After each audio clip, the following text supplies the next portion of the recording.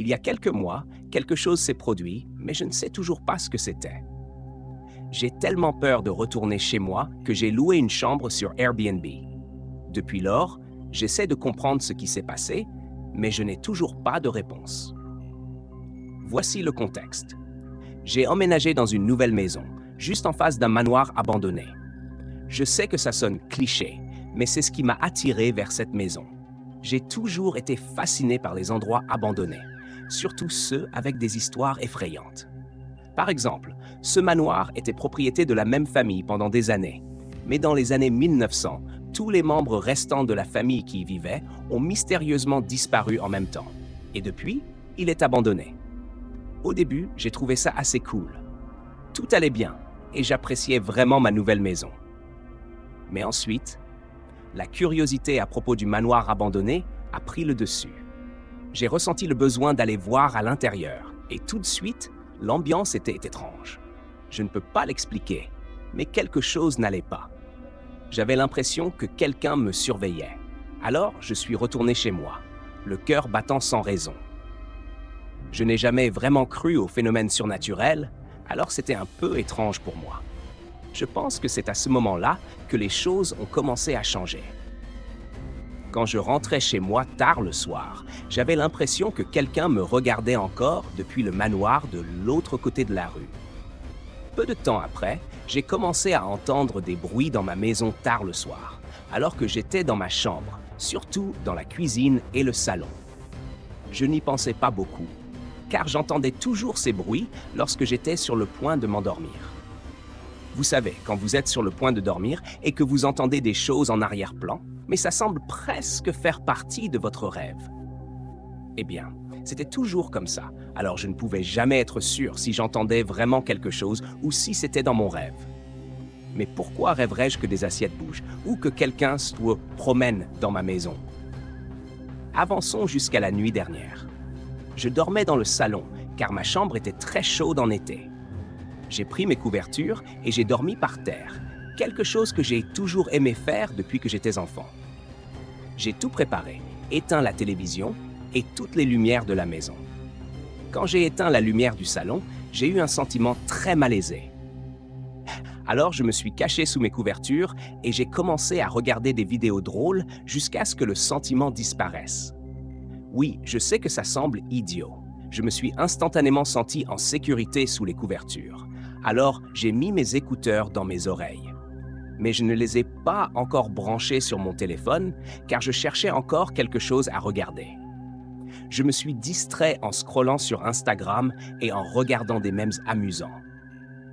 Puis j'ai entendu une voix dans le coin du salon et je me suis figé. Je ne pouvais pas bouger ou faire quoi que ce soit. J'avais trop peur pour faire le moindre bruit. J'ai entendu quelque chose dire « est une chose que tu ne sembles pas comprendre ». Puis, une autre voix a dit la même phrase. Mais les mots se chevauchaient et je n'arrivais pas à comprendre le reste parce qu'ils parlaient en même temps. Ça a commencé par une voix, puis deux, puis trois, et ainsi de suite jusqu'à ce que ce soit confus. Pendant tout ce temps, mon corps était figé de choc. Je ne savais pas comment réagir. Je ne me rappelle même pas exactement ce que je pensais. Puis soudainement, toutes les voix se sont arrêtées en même temps. Quelques heures se sont écoulées et j'étais toujours figé dans la même position. Mon corps se sentait tellement mal à l'aise que je voulais bouger ma jambe ou faire quelque chose. Mais j'avais toujours trop peur pour le faire. Juste au moment où je rassemblais le courage de bouger, les voix ont recommencé. Ça a commencé par une voix, puis deux voix en même temps, et ainsi de suite. Elle disait « est une chose que tu ne sembles pas comprendre ». Maintenant, je souhaitais pouvoir en entendre plus.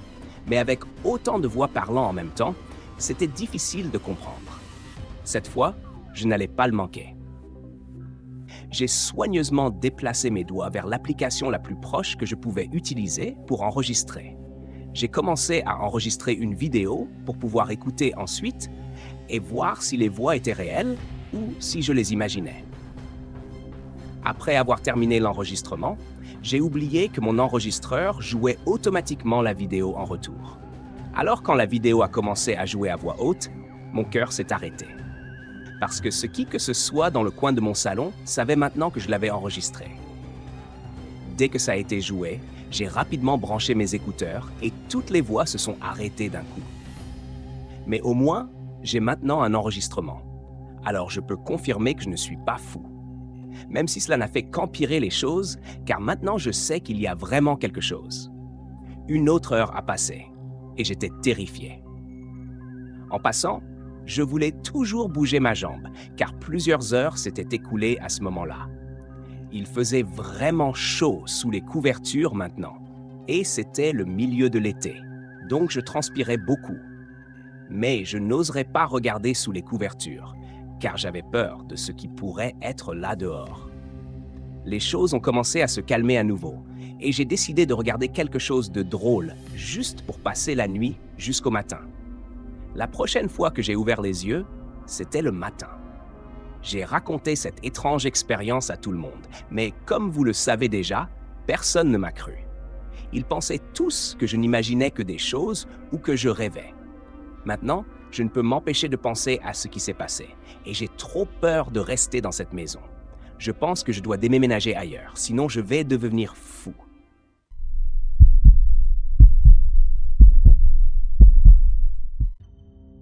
En 2018, mes 3 amis et moi, tous des gars dans la vingtaine, avons décidé de partir une semaine à Bali. C'était un voyage bon marché, et comme nous avions le temps, nous nous sommes dit « Pourquoi pas ?» Nous avons prévu de découvrir les sites, de goûter à la cuisine locale, de grimper une montagne, de profiter de la plage et de faire toutes les activités typiques de vacances en Indonésie. L'expérience était vraiment irréelle. Le pays était magnifique et la nourriture était incroyable. Cependant, notre problème a commencé avec les habitants qui essayaient sans cesse de nous vendre des choses dans la rue. Et je n'exagère pas, mais ce n'était que le début. Les véritables ennuis ont commencé lorsque nous sommes rentrés dans notre Airbnb un soir. Épuisé par une journée qui commençait tôt le lendemain, l'endroit était bon marché et ne disposait même pas d'une serrure adéquate à la porte. Il y avait 2 portes en bois qui s'ouvraient vers l'intérieur, verrouillées simplement avec un morceau de bois dans les trous. Basique, mais fonctionnel. Du moins, c'est ce que nous pensions. Tout allait bien jusqu'à notre dernière nuit. Nous avons remarqué que le morceau de bois avait disparu. Nous avons improvisé avec un selfie stick, pas idéal, mais la seule option pour sécuriser la porte. Nous nous sommes couchés en pensant qu'il n'y aurait pas de problème. Et après 6 jours sans incident. Puis, au milieu de la nuit, je me suis réveillé en entendant des bruits étranges. J'ai pensé qu'un de mes amis était réveillé, mais ils dormaient tous. En enquêtant, j'ai trouvé le bruit près de la porte. Confus, je me suis approché et j'ai vu les portes légèrement ouvertes, le selfie stick tordu. En regardant dehors, j'ai aperçu 3 silhouettes qui regardaient à l'intérieur, essayant de forcer les portes. J'ai crié, leur demandant leurs intentions. L'un tenait notre morceau de bois disparu, prétendant l'avoir trouvé à proximité. Reconnaissant l'un d'eux comme étant le nettoyeur de jour des Airbnb, j'étais perplexe. Pourquoi était-il là à 3 heures du matin? Réveillant mes amis, les intrus ont pris la fuite. Nous sommes restés vigilants jusqu'au matin, puis avons signalé l'incident à Airbnb pour découvrir que leur personnel était composé de femmes plus âgées et non des hommes que nous avions rencontrés. Nous avons été secoués en réalisant qu'un étranger avait pénétré dans notre chambre pendant notre absence, bien que rien n'ait été volé et que nous soyons sortis indemnes. Cela m'a glacé de penser à ce qui aurait pu arriver si je n'avais pas été réveillé cette nuit-là, alors que les portes étaient presque ouvertes. Je partage cette histoire pour avertir les autres. Ce n'est pas vraiment une histoire d'horreur, plutôt étrange, mais cela m'a profondément perturbé à l'époque.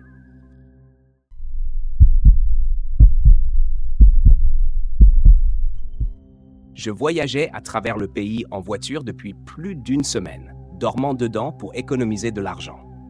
Quand je suis enfin arrivé dans une grande ville, j'ai décidé de me faire plaisir avec un bon lit. J'ai choisi un Airbnb pour son prix abordable par rapport aux hôtels, le réservant la veille de mon arrivée malgré les options limitées restantes. L'appartement que j'ai trouvé semblait prometteur, avec son aspect moderne et son emplacement idéal, et le prix était raisonnable. Le seul inconvénient était son statut de nouvelle annonce sans avis. Pensant que le prix bas était dû à sa nouveauté, j'ai pris le risque et réservé. En arrivant devant l'immeuble, il semblait plus vieux que prévu. Il s'est avéré que mon unité était probablement la seule rénovée dans un bâtiment plutôt délabré, qui ressemblait plus à une résidence étudiante qu'à de véritables appartements. Néanmoins, j'ai fait fi de tout cela, compte tenu de l'aubaine que j'avais obtenue. Les premiers jours se sont bien déroulés, et en tant que femme voyageant seule, j'ai toujours veillé à ma sécurité. Je ne sortais pas après la tombée de la nuit, et je verrouillais toujours la porte avec tous les verrous, y compris la chaîne. Le troisième jour, je suis sorti toute la matinée et je suis rentré à l'appartement pour me changer avant d'aller à la plage. J'ai de nouveau verrouillé la porte, y compris la chaîne. Et alors que j'étais devant la porte en regardant la télévision et en me changeant, elle s'est soudainement déverrouillée et s'est ouverte. Heureusement, la chaîne l'a arrêtée avant qu'elle ne s'ouvre complètement. Surpris, j'ai instinctivement refermé la porte et l'ai rapidement reverrouillée. Je n'ai pas vu qui essayait d'entrer, car j'étais derrière la porte. En réalisant que l'intrus avait potentiellement les clés de l'appartement, mon anxiété a augmenté. J'ai envisagé que ce soit peut-être la propriétaire qui revenait tôt, mais cette hypothèse a été rapidement écartée, car elle était encore au travail et je n'avais pas prévu de partir avant le lendemain. L'inquiétude grandissait alors que je pesais le risque de rester versus celui de partir en laissant tous mes objets de valeur derrière moi. Se sentant piégé, j'ai contacté mon père pour demander conseil. Il a immédiatement pris contact avec la propriétaire, qui lui a assuré que seule elle et moi avions les clés. Elle a reconnu la gravité de la situation et a promis de changer les serrures immédiatement avec l'aide d'un serrurier. Lors de notre conversation, la propriétaire m'a révélé qu'elle possédait l'appartement depuis seulement 6 mois et qu'avant mon séjour, il n'avait été réservé qu'une seule fois via Airbnb. Elle a expliqué que l'extérieur négligé de l'immeuble ne correspondait pas à l'intérieur rénové parce qu'elle était en train de le rénover. Elle a émis l'hypothèse que l'intrus pourrait être lié aux anciens propriétaires ou à quelqu'un qui leur était associé. L'incident m'a profondément troublé. Pourquoi quelqu'un avait-il tenté d'entrer précisément pendant ces 10 minutes où j'étais chez moi, étant parti le reste de chaque journée? Quelles étaient leurs intentions? Avaient-ils rôdé auparavant ou m'avaient-ils ciblé après avoir vu mon arrivée? Ces questions me tourmentaient, mais je me sentais incroyablement chanceuse que la chaîne ait empêché un dénouement potentiellement tragique. J'ai décidé de ne pas laisser un avis positif et j'ai juré d'éviter les annonces Airbnb sans avis ou celles qui semblaient trop belles pour être vraies à l'avenir.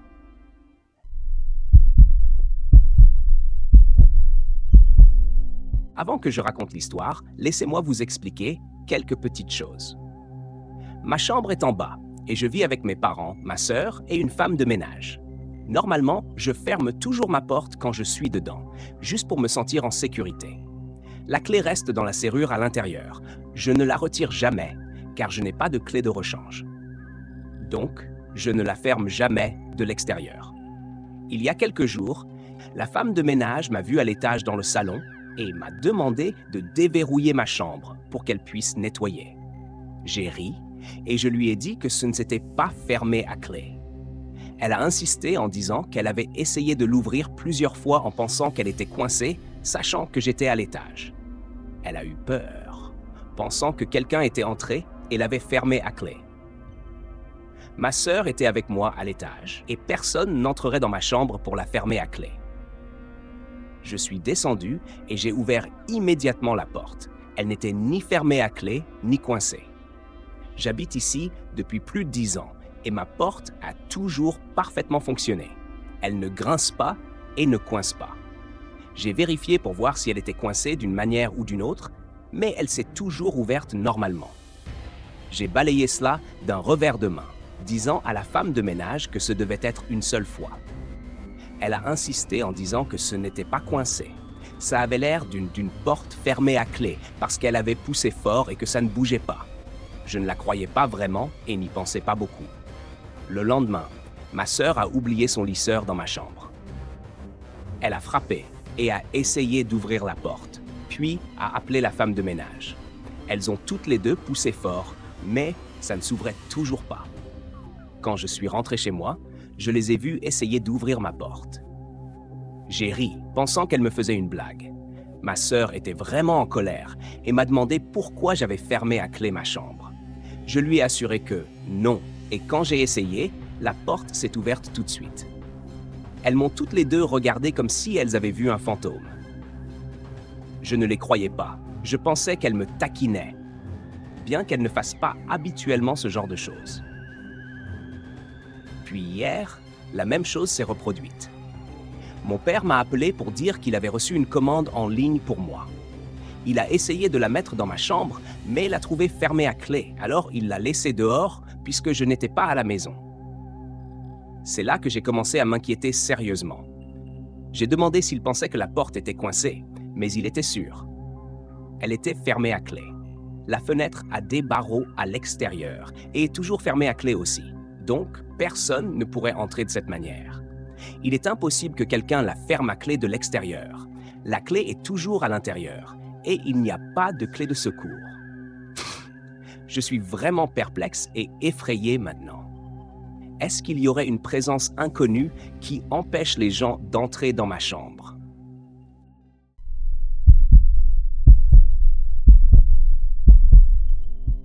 Le 26 juin, mon copain, son meilleur ami, sa petite amie et moi avons conduit jusqu'à Big Bear.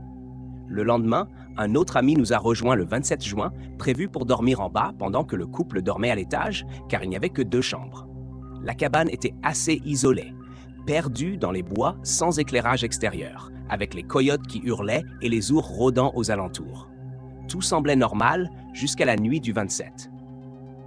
Vers minuit, alors que mon copain et moi étions au lit, notre ami en bas a commencé à tambouriner à la porte en panique.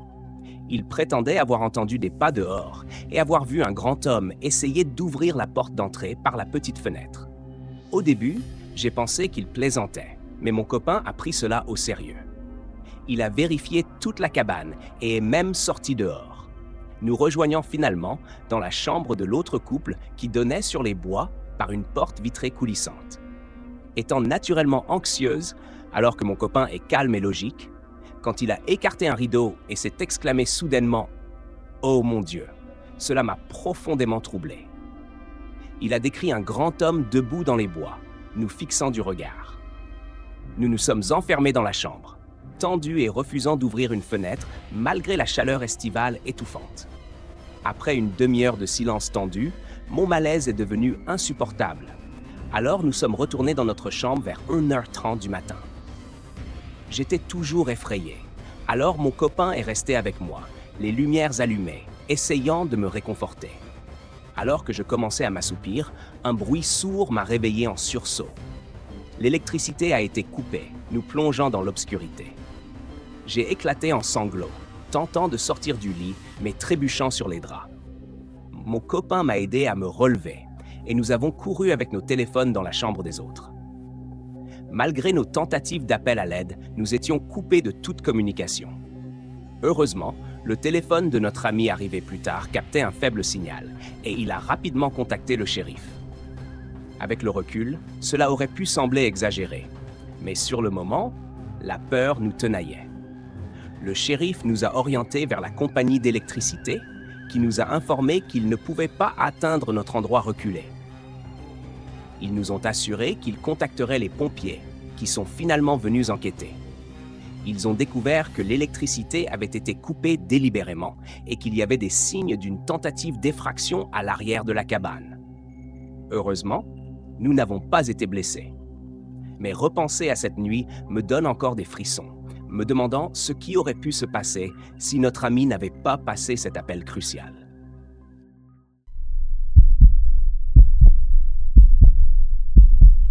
Il y a quelques mois, quelque chose s'est passé dont je n'arrive toujours pas à comprendre.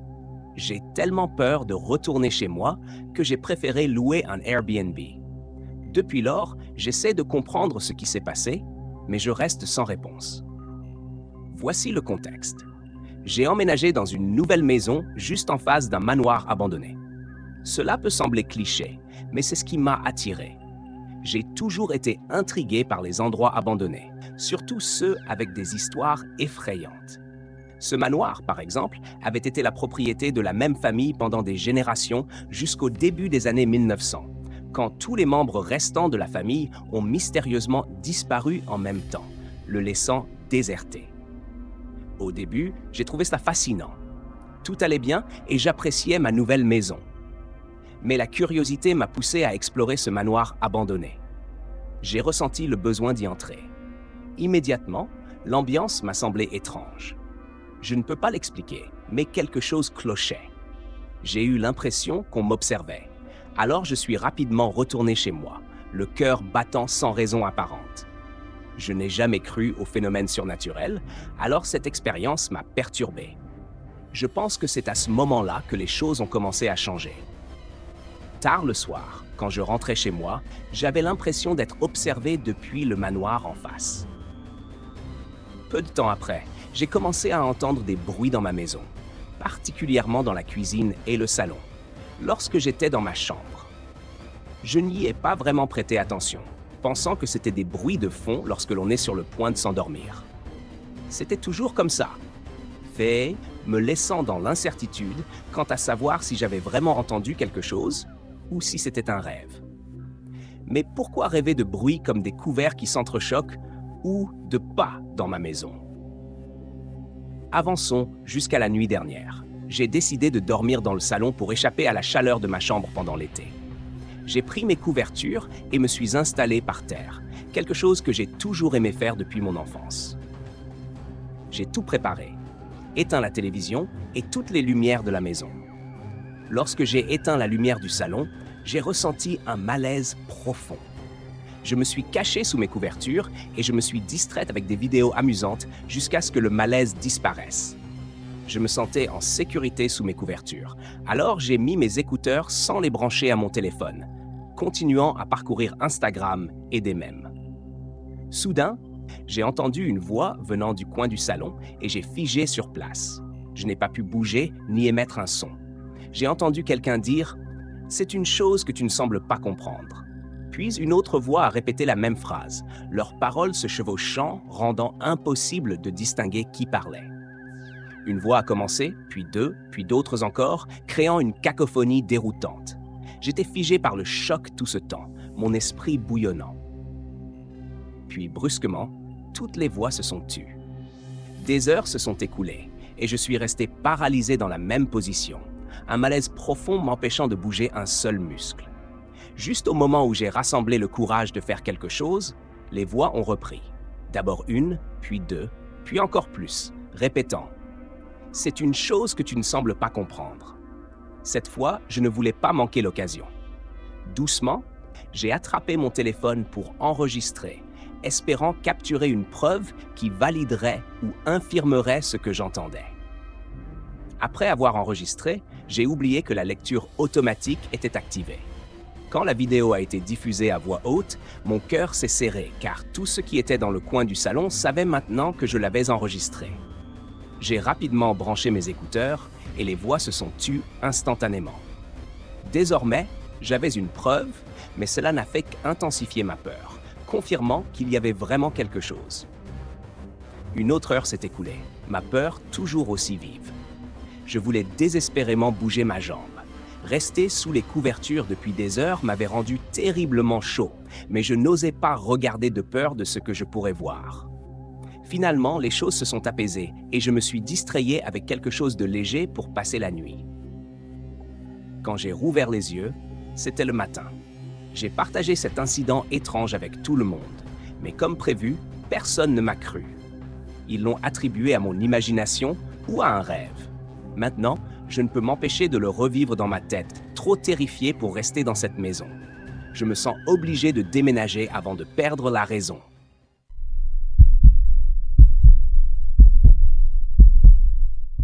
Il y a quelques mois, quelque chose s'est produit qui me hante encore aujourd'hui, me laissant trop effrayé pour retourner chez moi. J'ai trouvé refuge dans un Airbnb tout en essayant de comprendre ce qui s'était passé sans obtenir de réponse. Voici le contexte. J'ai emménagé dans une nouvelle maison juste en face d'un manoir abandonné. Malgré son attrait cliché, ma fascination pour les endroits délabrés, surtout ceux chargés d'histoires étranges, m'a attiré. Prenez par exemple ce manoir. Il était détenu par une même famille depuis des générations jusqu'aux années 1900, lorsque tous les membres restants ont mystérieusement disparu. Depuis lors, il est resté désert, témoin d'une histoire troublante. Au début, tout allait bien. J'appréciais ma nouvelle résidence. Mais la curiosité à propos du manoir en face m'a poussé à l'explorer. Dès que je suis entré, une sensation glaciale m'a enveloppé instantanément. Je ne peux l'expliquer, mais quelque chose ne tournait pas rond, me poussant à fuir vers ma propre maison, le cœur battant inexplicablement. Je n'ai jamais cru au surnaturel, ce qui rendait cette expérience encore plus perturbante. Cela a marqué un tournant. Mes promenades nocturnes vers la maison devenaient angoissantes, avec cette sensation d'être observé depuis le manoir ombragé. Peu après, des bruits étranges ont commencé à résonner dans ma maison après la tombée de la nuit, surtout dans la cuisine et le salon. Au début, je les ai ignorés, les attribuant à des rêves hésitants juste avant de m'endormir. Mais je ne pouvais pas chasser l'idée de couverts qui s'entrechoquent ou de pas qui résonnent dans ma maison. Avance rapide jusqu'à la nuit dernière. Cherchant à échapper à la chaleur estivale, j'ai choisi de dormir dans le salon. Bien installé sous mes couvertures, j'ai éteint toutes les lumières et la télévision, mais un malaise persistait. Me cachant sous mes couvertures, je me suis distrait avec des vidéos amusantes jusqu'à ce que le malaise s'estompe. Cela semble trivial maintenant. Chercher refuge sous les couvertures, sécurisé par des écouteurs mais débranché, naviguant sur Instagram. Puis, une voix depuis le coin du salon a brisé ma paix fragile.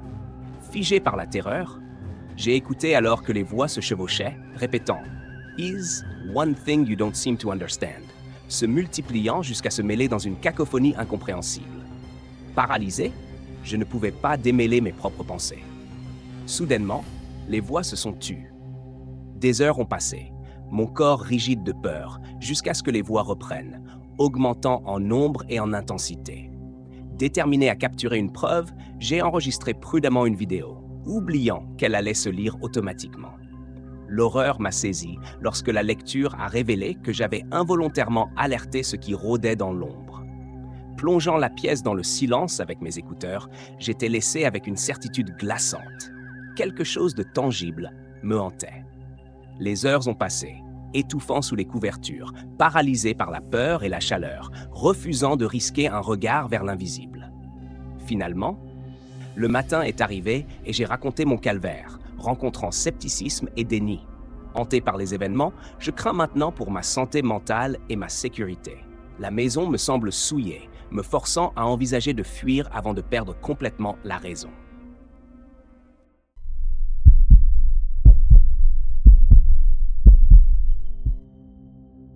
En juillet de l'année dernière, ma maison a connu de graves problèmes, me laissant sans électricité pendant plusieurs jours pendant les réparations. Travaillant depuis chez moi, c'était un problème majeur, ce qui m'a poussé à louer un Airbnb jusqu'au retour du courant. Avec peu d'options près de ma petite ville, je me suis retrouvé dans une zone isolée et peu recommandable. Mais les économies en valaient la peine. À mon arrivée, épuisé, je suis directement allé me coucher. Le lendemain matin, en installant mon espace de travail, j'ai hésité devant un coup à la porte. Incertain de devoir répondre, j'ai vérifié prudemment. Un homme d'une trentaine d'années, tatoué, se tenait dehors. Ni l'hôte, ni un visage familier, je l'ai ignoré et suis retourné travailler, absorbé jusqu'en fin de soirée, à peine interrompu par le dîner. Quelques minutes après avoir repris mon repas, un autre coup à la porte m'a troublé. En vérifiant de nouveau, c'était le même homme tatoué. Perplexe et agacé, je l'ai ignoré, me concentrant sur mon repas. Plus tard, vers 22 heures, j'ai travaillé 1 heure de plus. Puis j'ai remarqué des empreintes de pas légères menant de mon bureau à une porte arrière entr'ouverte. Une réalisation inquiétante. En allumant les lumières, j'ai remarqué d'autres empreintes et ressenti un frisson. Bientôt, des pas lents descendaient les escaliers et un homme tatoué est apparu, me fixant avec surprise avant de se transformer en rage. Figé par la peur, j'ai fui par l'arrière, me cachant et composant le 911 alors que des pas approchaient. Heureusement, l'intrus est passé sans me remarquer.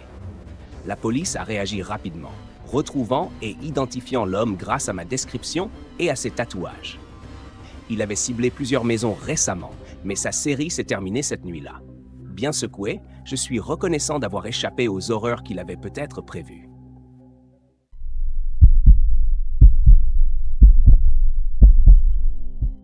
J'avais réservé un Airbnb plusieurs semaines à l'avance dans une ville que je n'avais jamais visitée. Je devais y rencontrer un client pour le travail, donc je n'y restais qu'une journée avant de rentrer chez moi. Le trajet en voiture durait 3 heures. Lorsque je suis arrivé et que je suis sorti de la voiture, le quartier était très calme. Les lumières étaient éteintes et les arbres couvraient les pelouses, bloquant la plupart des vues. La seule chose que j'ai vraiment vue était une personne qui marchait dans la rue. Ils étaient loin et rien ne semblait vraiment étrange à leur sujet. Mais pour une raison quelconque, cela m'a donné un étrange sentiment. Je suis monté et j'ai déverrouillé la porte. Je suis entré et je me suis installé. C'était une maison très ordinaire. Rien de vraiment spécial, mais parfait pour ce dont j'avais besoin. Après avoir fait le tour et vérifié les lieux, j'ai ouvert la porte d'entrée pour prendre mon autre sac dans ma voiture. Mais dès que je suis monté sur le porche, j'ai remarqué quelqu'un debout dans la rue. C'était la personne que j'avais vue marcher quelques minutes auparavant, mais il ne marchait plus. Ils étaient simplement debout dans la rue, face à l'Airbnb. Quand j'ai commencé à marcher vers ma voiture, ils m'ont remarqué et ont commencé à s'éloigner. Je les ai gardés à l'œil tout en étant dehors, devenant méfiant à propos de cette situation étrange. Mais ils semblaient simplement continuer à marcher, en descendant la rue. Je suis retourné à l'intérieur. J'ai vérifié que tout était bien verrouillé. Puis j'ai ouvert le garage et j'ai garé ma voiture pour plus de sécurité. Au cours des 2 prochaines heures, j'ai fait quelques vérifications dehors pour voir si cet homme continuait de se promener. Je ne l'ai plus vu. Et devant me lever tôt le lendemain matin, je suis allé me coucher. J'ai dormi assez bien, me réveillant quelques fois pendant la nuit, mais mon réveil a sonné à 4 heures du matin pour me lever enfin. Le soleil était encore bas, donc il faisait encore sombre dehors, mais je me suis assis avec peine dans mon lit et j'ai tout de suite vu une lumière passer sous la porte de la chambre. Je ne me souvenais pas avoir laissé des lumières allumées, bien que j'ai pensé avoir simplement omis une lumière de cuisine ou quelque chose du genre. Je suis sorti du lit et j'ai marché jusqu'à la porte, mais juste avant de l'ouvrir, j'ai entendu quelque chose de l'autre côté. Cela ressemblait à quelque chose bougeant au bout du couloir.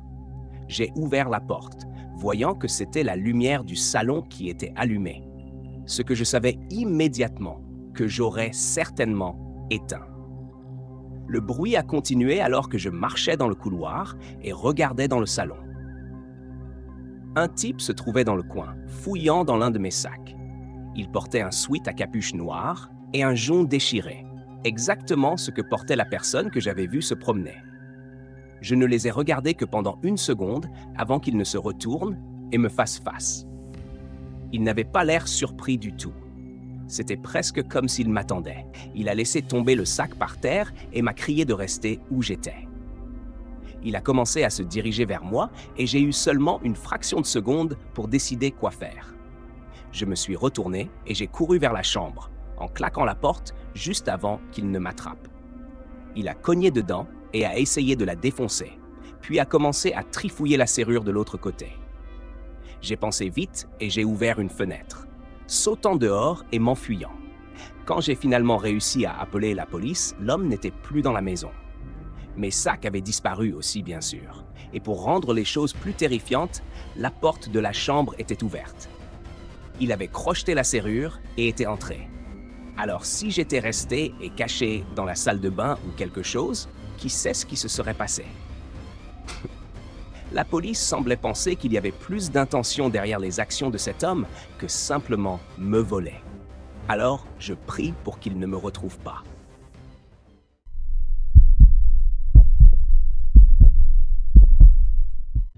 J'étais en voyage de Portland à Chicago, un trajet qui prend presque 3 jours, donc j'avais réservé des endroits où dormir le long de la route. Je n'étais pas très regardant sur les endroits que je choisissais. mais j'ai opté pour des Airbnb pour profiter un peu plus du voyage, plutôt que de rester dans des hôtels bondés. Mon premier Airbnb était dans le Wyoming, et le trajet à travers l'État ne passe pas vraiment par de grandes villes. C'était donc dans une toute petite ville. Elle ne faisait probablement pas plus de 2 ou 3 kilomètres de long. À peine avais-je franchi la frontière du Wyoming que la neige a commencé à tomber abondamment, prolongeant encore cette longue journée de conduite. À mon arrivée en ville, les routes étaient couvertes de neige et le soleil était déjà couché. L'endroit était plutôt mort, je veux dire. Je ne connais pas bien les petites villes. Mais cela semblait exactement comme je l'avais imaginé, surtout dans un État peu peuplé comme le Wyoming. J'espérais qu'il y aurait un McDonald's ou quelque chose du genre pour pouvoir prendre rapidement un dîner, mais il était évident qu'il n'y en avait pas. J'ai donc traversé la ville et tourné sur la route menant à mon Airbnb. C'était une longue allée menant à une petite maison au milieu d'un champ, avec de grands pins enneigés alignés dans la cour avant. J'ai garé ma voiture sur le côté, pris mon sac et suis allé vers l'avant. J'ai tapé le code et suis entré, refermant la porte derrière moi et allumant les lumières. C'était petit, probablement 50 mètres carrés, avec seulement un salon et une chambre. J'ai enlevé mes chaussures, posé mon sac à côté du lit et me suis assis sur le canapé. À peine assis, j'ai entendu un bruit sourd venant de la chambre à coucher. J'ai regardé vers l'entrée d'où j'étais venu. C'était assez fort, mais je n'avais aucune idée de ce que cela pouvait être. Je me suis levé et suis retourné en arrière, allumant la lumière en entrant dans la chambre. Tout était pareil. Je suis allé vérifier la petite salle de bain qui s'y trouvait également, mais tout semblait en ordre et la seule autre porte de la maison était le placard de la chambre. J'ai marché jusqu'à lui et ai tiré sur la poignée, mais elle n'a pas bougé. On aurait dit qu'elle était verrouillée de l'autre côté. Au début, j'ai trouvé bizarre qu'un placard de chambre soit fermé, mais j'ai pensé que ça aurait pu être un placard de maintenance où le propriétaire entreposait des affaires. Il n'y avait pas d'autres endroits où mettre quelque chose, donc c'était la conclusion finale à laquelle je suis arrivé. Je suis retourné au salon et me suis reposé sur le canapé tout en réfléchissant à mon plan pour le lendemain. Après 15 minutes, je me suis levé et suis allé à la fenêtre, regardant dehors pour voir si la neige tombait toujours et si les routes allaient être praticables demain. Il faisait étrangement sombre dehors, sans lumière de la ville visible derrière les grands pins, et il neigeait encore abondamment. J'ai fermé les stores et suis retourné vers le canapé, mais j'ai vu une ombre bouger dans la chambre. C'était lent et fluide, comme l'ombre d'une porte qui s'ouvre ou se ferme. J'ai commencé à avancer, écoutant en m'approchant de l'entrée et regardant à l'intérieur de la chambre. Tout était en place et rien ne semblait avoir causé l'ombre que j'avais vue, mais je savais avoir vu quelque chose bouger là-dedans. J'ai continué à regarder autour de moi, jusqu'à ce que mes yeux retombent sur le placard. Il était toujours fermé, mais quelque chose me donnait un sentiment d'inquiétude à son sujet. Je me suis approché et ai attrapé la poignée, et elle s'est ouverte sans difficulté. Elle n'était plus verrouillée, mais à l'intérieur, il n'y avait rien. C'était juste un petit placard vide. Avant de pouvoir tout comprendre et essayer de relier les pièces du puzzle, j'ai entendu quelqu'un derrière moi. Quand je me suis retourné, un grand homme se tenait dans l'encadrement de la porte de la salle de bain. Il avait l'air battu et fatigué, avec des égratignures et des coupures sur tout le visage. En le fixant, il semblait ne même pas se soucier de ma présence. Il est entré dans la chambre et s'est agenouillé, prenant un sac de voyage sale et usé sous le lit. L'homme s'est ensuite relevé sans même me regarder et est sorti lentement de la pièce, puis de la maison par la porte d'entrée. J'ai couru jusqu'à la fenêtre et l'ai vu s'éloigner à travers la neige jusqu'à ce qu'il disparaisse hors de la portée des lumières de la maison. J'ai essayé d'impliquer la police, mais après avoir donné ma description, ils n'ont vraiment parlé qu'au propriétaire de l'Airbnb. Après avoir quitté la ville, je n'ai pas obtenu plus d'informations. Je pense qu'il est probable qu'il utilisait simplement l'endroit pour dormir ou quelque chose du genre. Mais l'aspect de son apparence me fait douter. Je ne peux même pas imaginer ce qui aurait pu se passer si j'étais allé directement me coucher cette nuit-là avec cet homme caché dans le placard à quelques centimètres de moi.